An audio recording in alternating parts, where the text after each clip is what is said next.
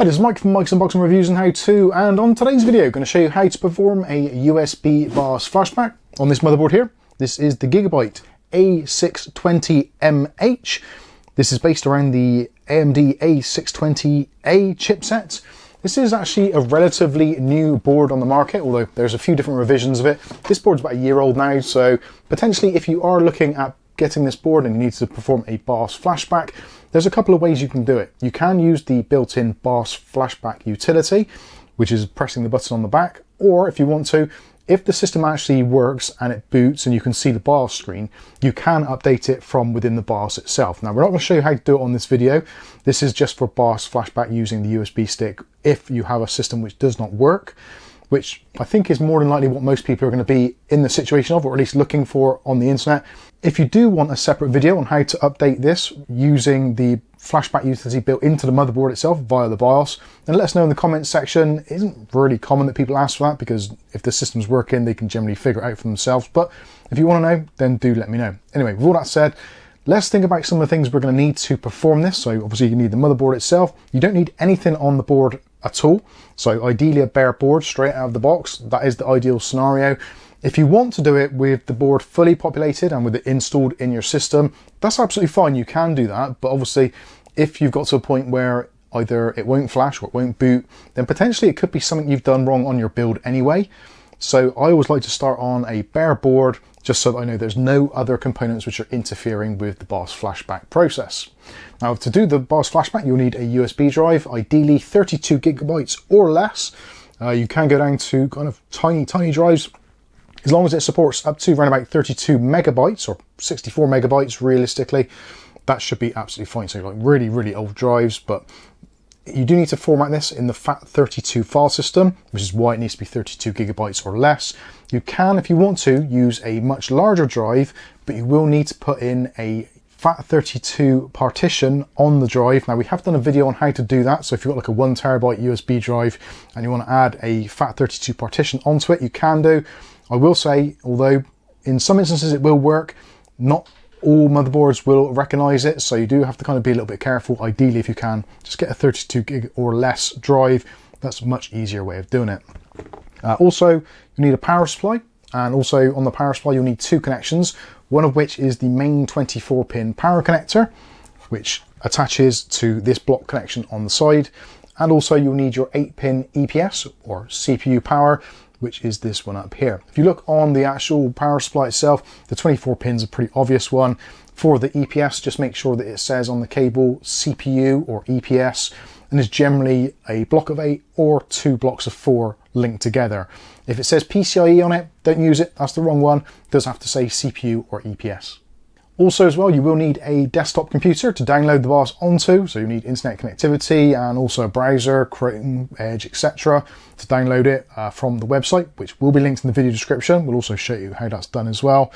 But other than that, that is pretty much it. I think you could as well, if you wanted to, kind of familiarize yourself with the motherboard itself. So the flashback button is here on the back, so it should have a little bit of a kind of click to it when you press it. If it doesn't, it's broken and it won't flash. Also, there's an LED very nearby there, which will flash to let you know the process. The flashback port on this one, so there is actually a dongle in here, so we'll take that out. You've got two USB ports here above the keyboard and mouse port.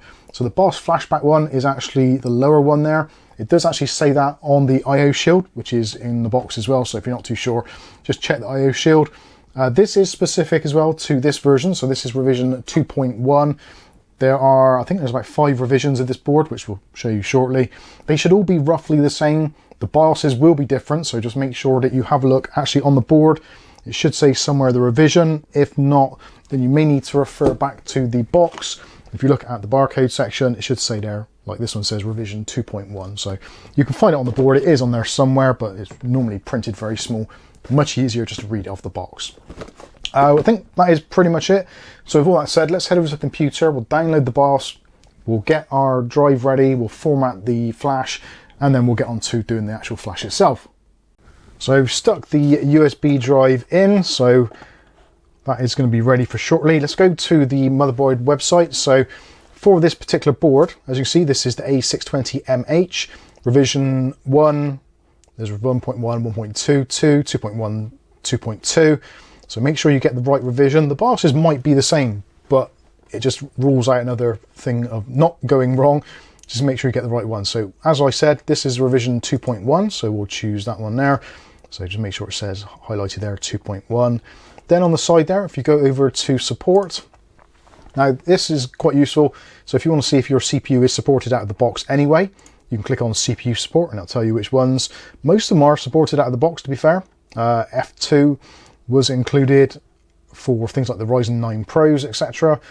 So realistically, you shouldn't really need this. Obviously, depending when you're watching this video, that may come into effect that there's a much newer processor which isn't supported from the factory. Anyway, with that said, also if we go into the download section on the side here, so we've got BIOS. There's 5 BIOSes currently. So you've got the F1, which is the original release, F2, F3C, which is kind of like an interim one.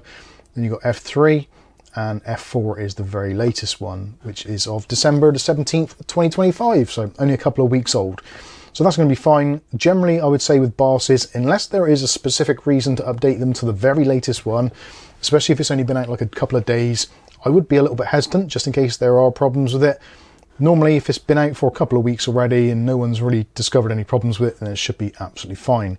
So we'll go ahead and download version F4 and we'll save this to our desktop. Make it nice and easy to find later on.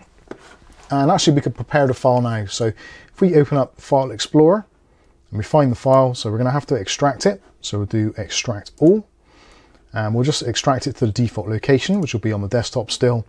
And this gives you all your files. Now you'll probably find there's a whole bunch of files in here. You don't need all of them. The only one you actually really need is this one here, the BIOS file, which is the larger one. So 32 megabyte size. All the others you can kind of ignore. If you want to do it, the BIOS flash via the BIOS itself, actually inside the BIOS rather than using the flashback, then you can leave all those files on there. But all we need is this one here, and we need to rename it. So in order to rename it, make sure you can see the file extensions if you can, or if you want to check. If you go to View, then Show, and make sure that file name extensions is shown. So that's great. So we need to rename this. So click on it twice until it's all highlighted. Delete everything that's there, and we want to call it GIGABYTE.bin, B-I-N. Uppercase, lowercase, don't think it makes a difference. Whichever you want to do. When you're ready, press enter. And it'll say it's going to become unusable. You sure want to change it? Yes, that's fine. So that is our file done. So now we're ready to put that onto our USB drive. So let's go to our USB drive. Currently we've got a BIOS file on there. So let's format this drive just to make sure that it's clean. So we'll right click on the drive, choose format. And in the format section, just make sure it says FAT32, which is the default for this one anyway. The allocation size limit, just set to defaults. And if there's anything in the volume label, remove it. Some reason, I don't know why, sometimes that can affect drives flashing or devices flashing. So leave that blank. When you're ready, click on Start. Now obviously it's going to erase anything that's on the drive. So if there's anything on there you actually need, now's the time to not do the format and move your files off. But if you're happy to continue, click OK. And it should format very quickly indeed. That is done now. So we can close all this. And if we go back to our USB drive, we can see it's empty. That's fantastic. So let's go back to the desktop, go back into our folder and grab our GIGABYTE.bin file, highlight it. You can right click, copy paste, whichever you want to do, or you can use the Windows bits up here. So do copy. Then we go to our USB drive and right click and choose paste. And there we go. That is all we need on the drive. Don't need the other files. You can ignore those altogether if you're doing the BIOS flashback as we are. So that is ready. So now we can take that out, we can eject the drive, and we can go over to our little desktop setup and get this thing flashed. And here we are, we're back now. We've got our USB drive, which is fully ready. So we'll put that into the correct port. So as we said, of the 2 ports we've got here next to the keyboard, it's the lower one. And that's gone in. The BIOS flashback button is this one here, so that's excellent. We know where that is. So now we need to give the device some power. So at the moment, the power supply is actually turned off. It's turned on the wall, but it's turned off on the back. So we're going to plug in, first of all, the main 24-pin connector, which is the one on the far side of the motherboard, and just make sure it clicks into place nicely. There, great stuff. And with the other one that says CPU, we'll plug that into the 8-pin port on the top of the board. And that is pretty much it. So now all we need to do is to turn on the power supply, which we'll do next. Power supply is on. And now what we do is just press and hold the BIOS Flashback button for a couple of seconds and wait till we see some flashing of an LED, which we can see already. Also, we've got an LED here, so it has got a diagnostic D-LED on the board. CPU is lit up because obviously there isn't a CPU installed. So that has flashed a couple of times and it's stopped a little bit and it's starting again. Just keep an eye on the flash. And there we go. So it's now doing a slow flash, which means it's starting the BIOS flashback process. All of these boards are a little bit different in terms of what actually happens, but generally once it's flashing like that, just let it be. It should take somewhere between 5 to 6 minutes to do a complete flash. If it's gone on longer than 10 minutes, chances are it's failed or you have the wrong BIOS or you're jumping too far. So sometimes if you've got, like, say you're on version F1 on the board itself and the board's been around for a couple of years and you then want to go straight to the latest BIOS, you can't generally do that. You normally have to take a few steps. So if you're struggling with this, maybe use a slightly older BIOS. So maybe I try to jump in kind of maybe 6 month to yearly gaps. That seems to work very well in my experience. Sometimes you can be lucky and it'll go straight from the oldest BIOS straight to the newest one. It's rarer, but it can work. So yeah, there's lots of things to look out for with these BIOS flashes. That is why ideally it's best if you can to do it from a fully working system with a working CPU and actually do it from the BIOS, because you can kind of see what's going on. With this, it's a little bit more hit and miss, but this seems to be going nicely now. It's still flashing. Now it's on solid. It's back to a slow flash. So we'll just leave that be and we'll come back when it's finished. And there we go. So that's clicked off. And sometimes they will fire back up. Not too sure if this one is going to. Doesn't appear it is. So that is great. That means that the BIOS has done. The BIOS LED has gone out. The LED over this side, which would have been for the diagnostic D-LED, has now gone out as well.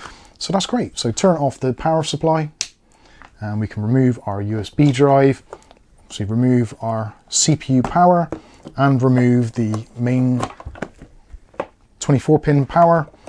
And that is it. That is our board completely flashed and updated with the latest BIOS. So now it's ready to go into our build. Or if you want to, you can stick on a CPU and some RAM maybe and do a test just to make sure that it does actually post. Those choices are entirely up to you. As always with this, if you get any problems or get stuck, feel free to join our Discord.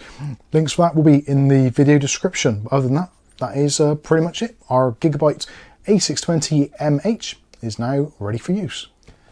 And there we go. There is the motherboard flash all ready to go. As we've said multiple times, just be patient and let it do its thing. If you do get problems, head over to the Discord or leave me a comment and I'll try and get back to you as soon as I can.